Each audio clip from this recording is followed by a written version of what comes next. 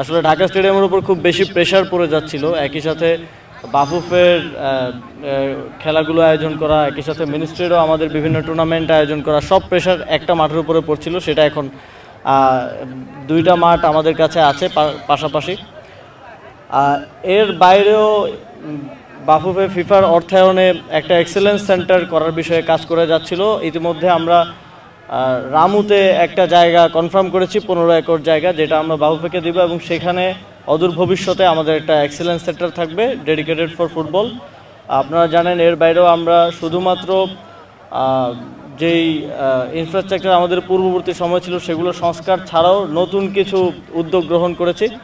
যেমন ক্রিকেটেও আমরা একটা এক্সেলেন্স সেন্টার করার কাজ এগিয়ে নিয়ে যাচ্ছি, যেটা পূর্বাচলে হবে। এবং এর বাইরেও বাংলাদেশ স্পোর্টস ইনস্টিটিউট আমরা করছি, বায়োমেকানিক্স, স্পোর্টস সায়েন্স এবং অ্যাডভান্স লেভেল ট্রেনিং যেন আমরা আমাদের অ্যাথলিটদের দিতে পারি, সেই ক্যাপাসিটিটা আমরা আমাদের দেশেই বিল্ড করতে চাই।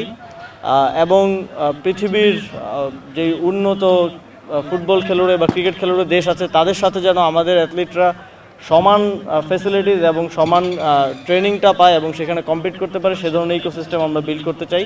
এক্ষেত্রে ফিফা বাফুফেকে সহযোগিতা ইতিপূর্বেও করেছে এবং ভবিষ্যতেও করবে, এই প্রত্যাশা রাখছি। এবং আজকের এই কর্মসূচি বাস্তবায়ন এবং এই টার্ফের কাজ খুব দ্রুত সময়ের মধ্যে শেষ করার জন্য ফিফা এবং বাফুফেকে বিশেষভাবে ধন্যবাদ জানাতে চাই।